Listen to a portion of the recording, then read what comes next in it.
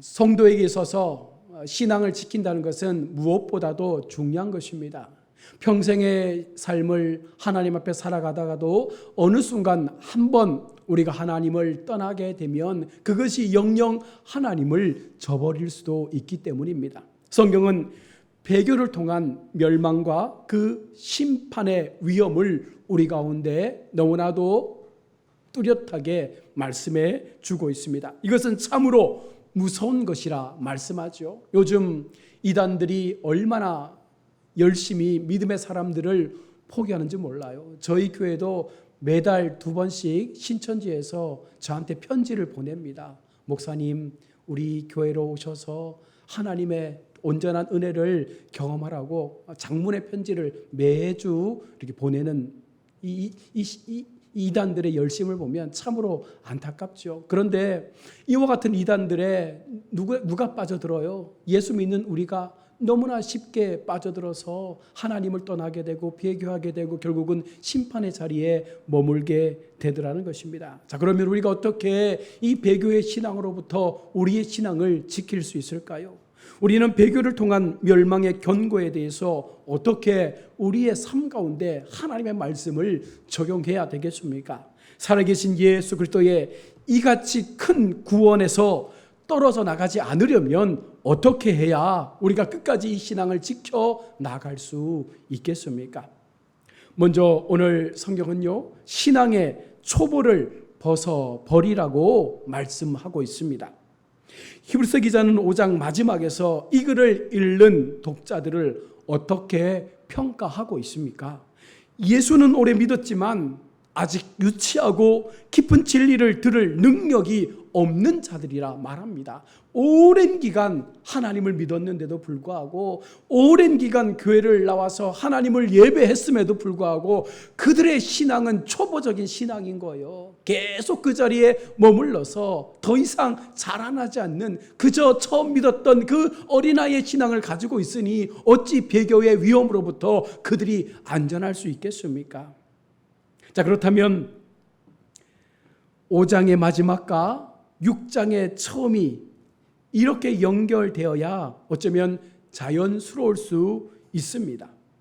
당신들은 아직 단단한 음식을 먹을 준비가 되어 있지 않습니다. 당신들은 아직 젖을 먹어야 합니다. 그럼에도 불구하고 저는 여러분에게 단단한 음식을 공급하겠으니 각오하십시오. 기초에 머물지 말고 완전한 대로 나아가시길 바랍니다.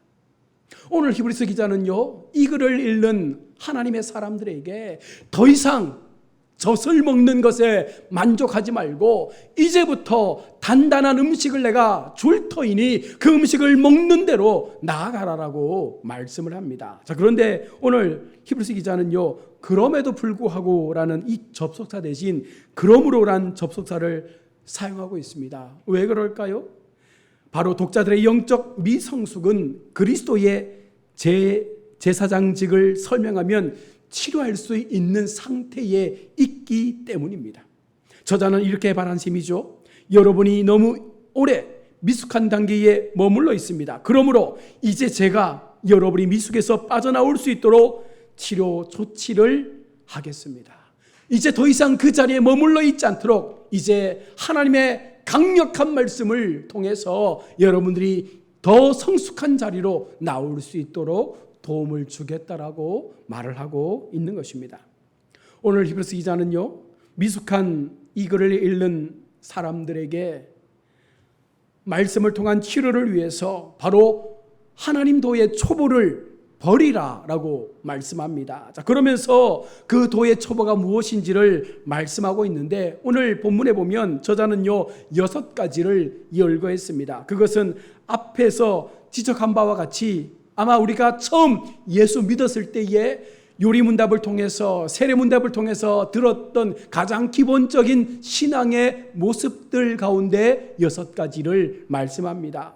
죽은 행실을 회개하는 것과 하나님께 대한 신앙과 세례들과 안수와 죽은 자들의 부활과 영원한 심판에 대한 부분들을 말씀하면서 이와 같은 도의 초보에서 벗어나라라고 말씀합니다. 이것을 보면 유대교에 대한 기독교의 독특성이 거의 드러나 있지 않습니다. 물론 그 하나하나가 기독교의 맥락에서 새로운 의미를 지녔지만 기존 유대 신앙과 간행이 기독교 진리의 토대로 그대로 사용되고 있음을 보여주는 모습입니다. 6가지를 우리가 좀 살펴보면 죽은 행실을 회개한다는 것이 무엇입니까?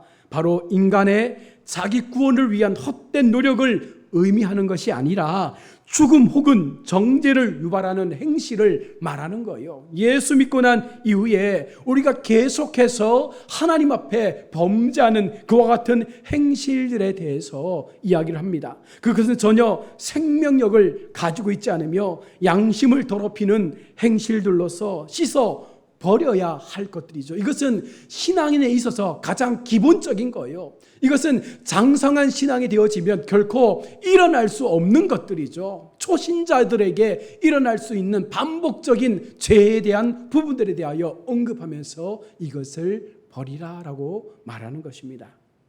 두 번째, 하나님께 대한 신앙은 무엇입니까? 이것은 구약 전체의 일관된 교훈이기도 합니다. 독자들은 이미 위에서 광야 세대의 가나안 정착 실패가 불신앙 때문이었음을 지적받으면서 신앙을 독려받고 있습니다.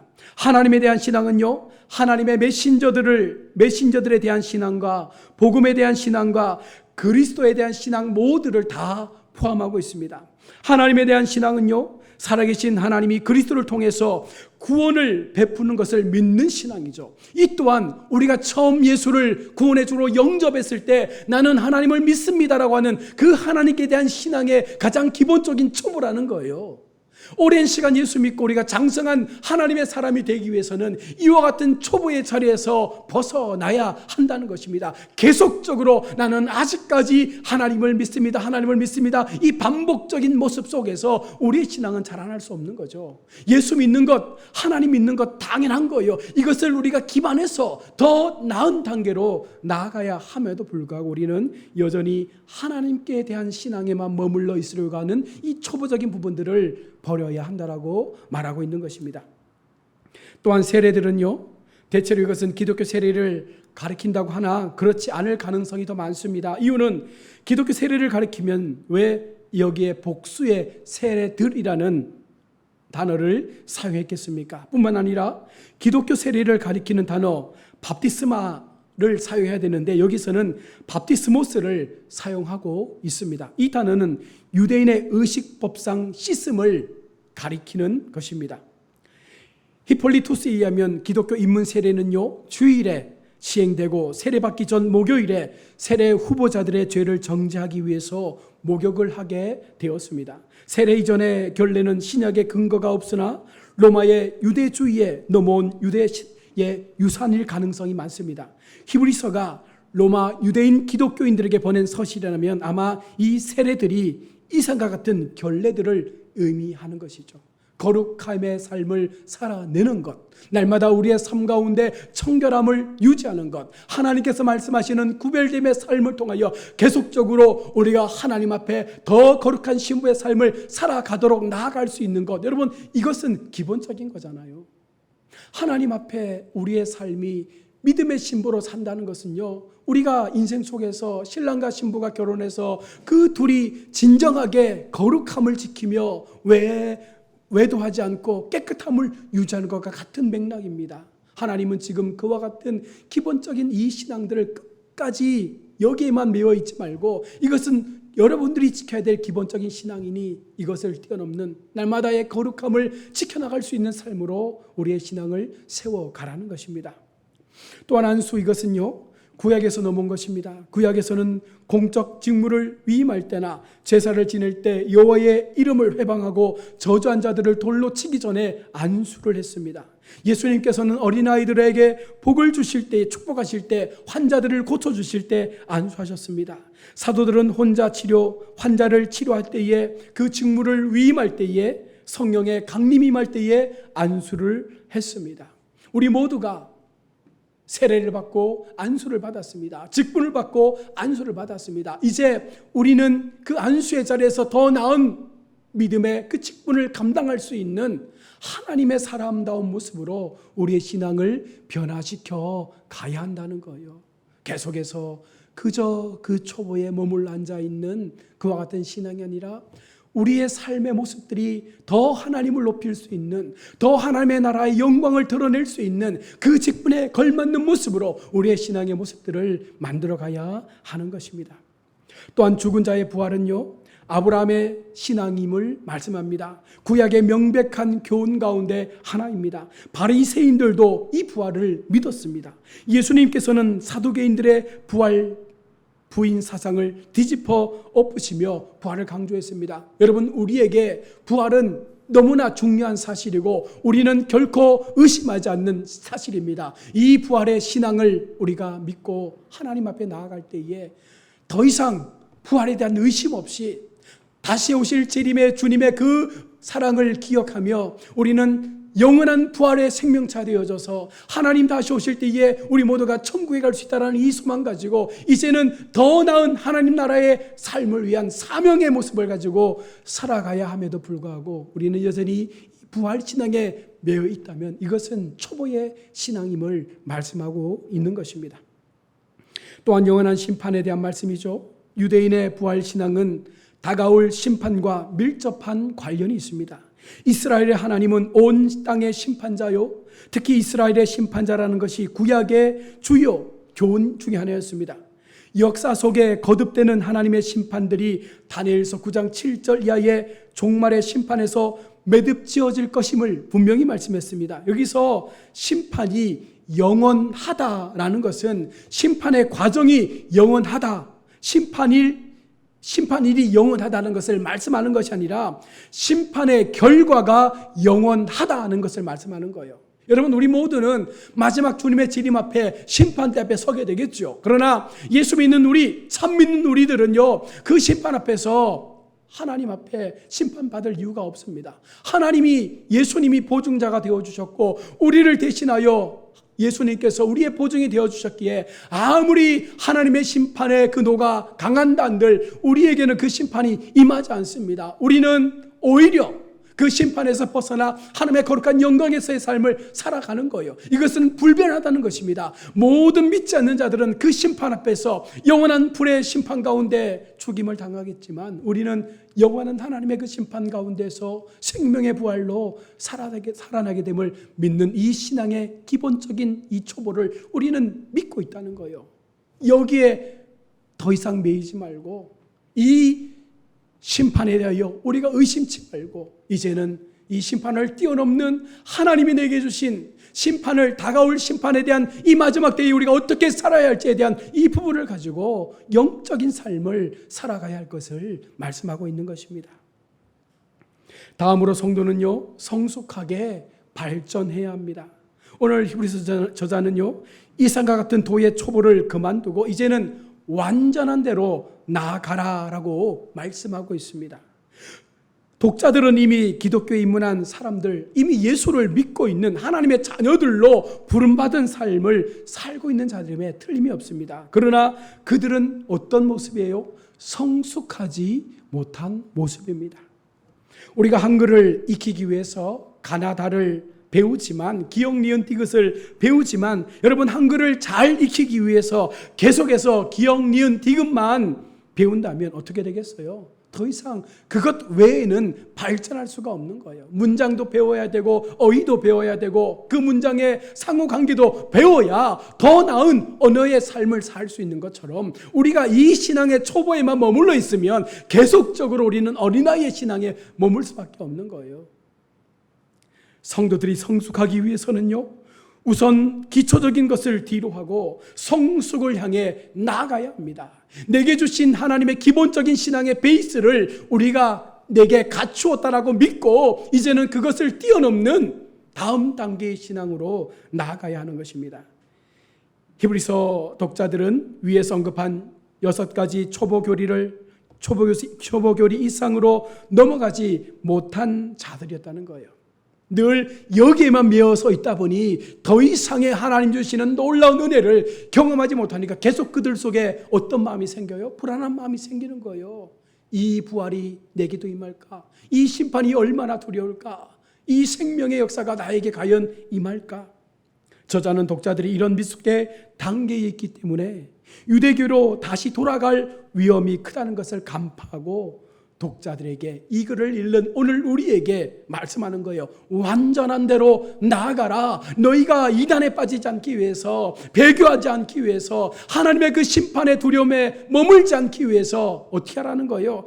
우리가 더 완전한 대로 우리의 신앙의 모습이 나아가야 한다는 것입니다.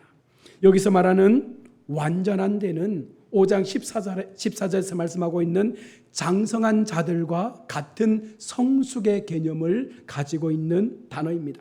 이 단어는 문맥상 이상의 6가지 초보 교리 다음에 기독교 진리를 특별히 히브리서 주제로 다루는 그리스도의 멜기세덱 대제사장론을 의미하고 있는 것입니다.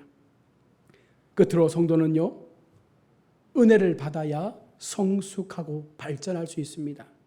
오늘 저자는 1절과 2절에서 도의 처보에서 성숙한 교리로 넘어갈 것을 촉구한 다음에 6장 3절에서 하나님께서 허락하시면 우리가 이것을 하리라고 분명히 우리 가운데 단언하고 있습니다. 하나님께서 허락하시면 이라는 이 말씀은요, 하나님께서 허락하시기를 싫어한다거나 하나님께서 허락하실지 의심하는 것이 아닙니다.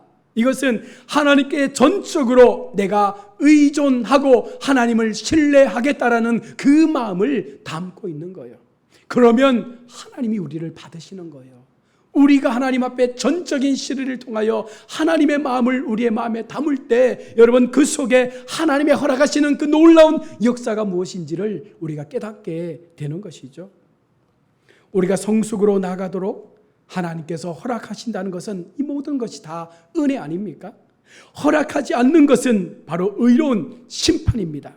우리는 본질상 하나님 앞에 반역한 죄를 지었기 때문에 하나님은 우리에게 어떤 빚도 지지 않으셨어요. 우리를 그렇게 허락하실 이유가 전혀 없습니다. 우리가 반역 그대로 머물러 있게 하셔도 그것은 하나님의 잘못이 아닙니다.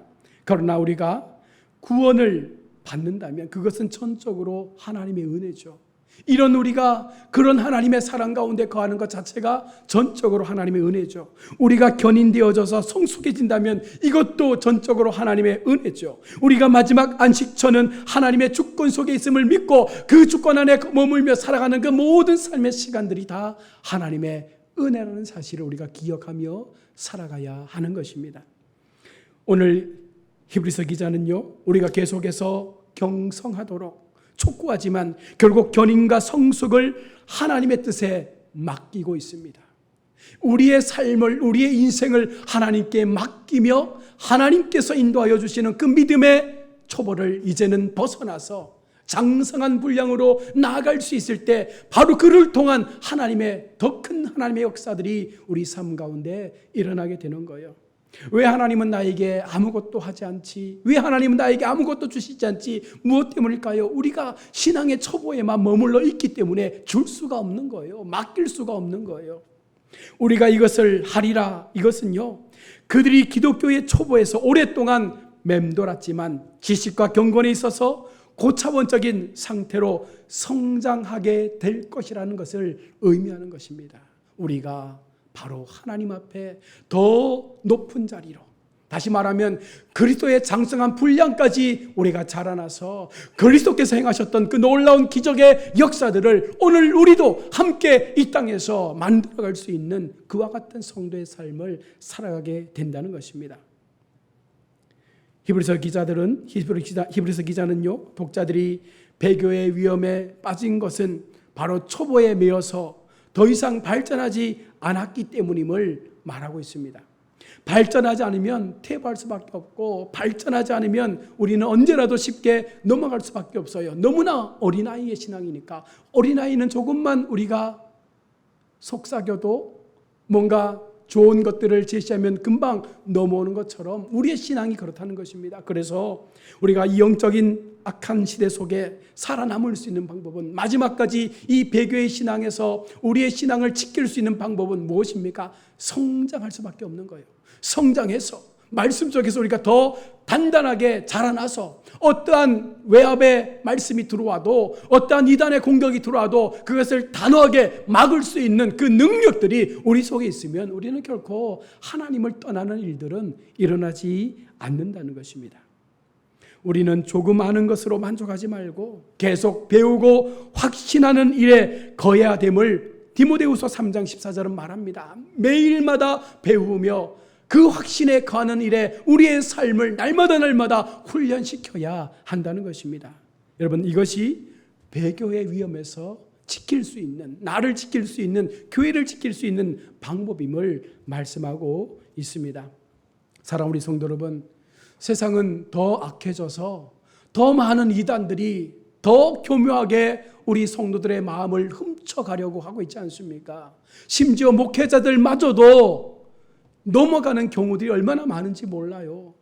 그런 시대 속에 우리가 어떻게 이 신앙을 지켜야 합니까? 어떻게 이 신앙을 하나님 앞에 더 굳건하게 세워가야 합니까? 오직 말씀 앞에 우리가 더 든든히 세워져 갈 수 있도록 이제는 단단한 음식, 단단한 하나님의 말씀, 어떤 말씀이라도 그 말씀을 내가 충분히 먹고 소화할 수 있는 그와 같은 장성한 사람으로 우리가 세워져서 끝까지 하나님 앞에 이 신앙을 지킬 수 있는 것, 바로 이것이 하나님께서 원하시는, 하나님께서 우리를 통하여 말씀하시는 믿음의 장성한 분량까지 자라나는 우리의 삶의 자세인 줄로 믿습니다. 이 마음 가지시고 여러분 마지막까지 하나님 앞에 하나님을 떠나지 않는, 끝까지 하나님을 붙잡고 이 믿음의 경주를 달려가시는 우리 성도님들 다 되시기를 주의 이름으로 축원합니다. 아멘. 기도하겠습니다.